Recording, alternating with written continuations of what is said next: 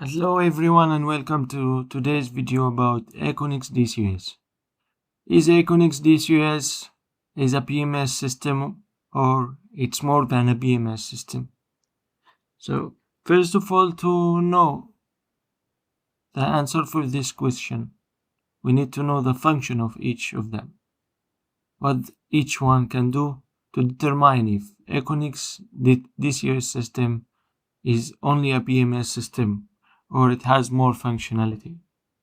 A BMS system is a building management system that can help monitor and control mechanical, electrical, electromechanical system. It can help to manage alarms, is to store some historical data, critical data, and to help us do some reporting if needed.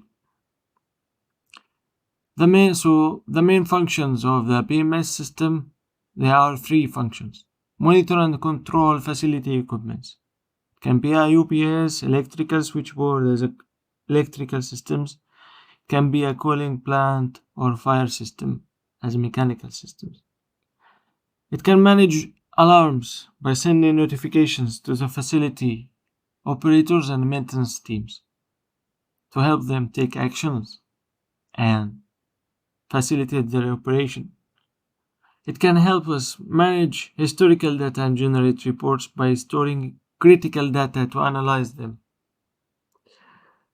So after knowing what BMS do and what is the functionality, let's see what the DCOS do. DCOS stands for Data Center Operating System. DCOS includes software and hardware. A software can do continuous monitoring, alarm handling, reporting, data collection, set points and process adjustments, real-time trending, and web services. Hardware can contain servers and operating system housings, development and training station equipment, client workstations, monitor and control equipment, human interactions like manual override, set point and process adjustments, alarming, reporting generation, real-time trending and data logging. It can contain primary and redundant network components. It can contain gateways. So, from this, we can see that the BMS system is sharing functionality with the DCOS system. But the DCOS system can do more than a BMS system. It has electrical power monitoring system to measure the power consumed by the building. It can has a higher level of supervisory for like a SCADA system. It can has a local HMI or human machine interface. The DCOS system contains of three layers. Upper layer is the primary layer. This layer is responsible for the higher supervisory, and it contains hardware and software like servers, operating systems, development and training equipment, DCOS software, client workstations, alarm monitoring viewers, primary and redundant network equipment, web servers, softwares, and gateways. Secondly layer, which is more important layer, as it is the linking layer between the upper and lower layers. So the second layer is only required for control that is used for determining the number of devices to run. If you want to increase number of devices or decrease number of devices based on the inputs from the process of the building. So this layer is not required if the control is all done at the lowest layer, at the device layer.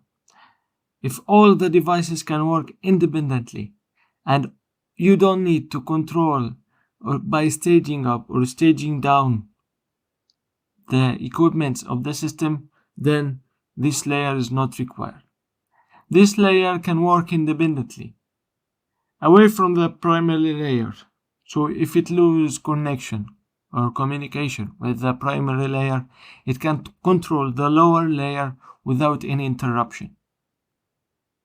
It includes primary and redundant path network equipment. It may include local or remote input outputs. It provides management and staging decision, which is the main process of this layer. Device layer is the lowest layer.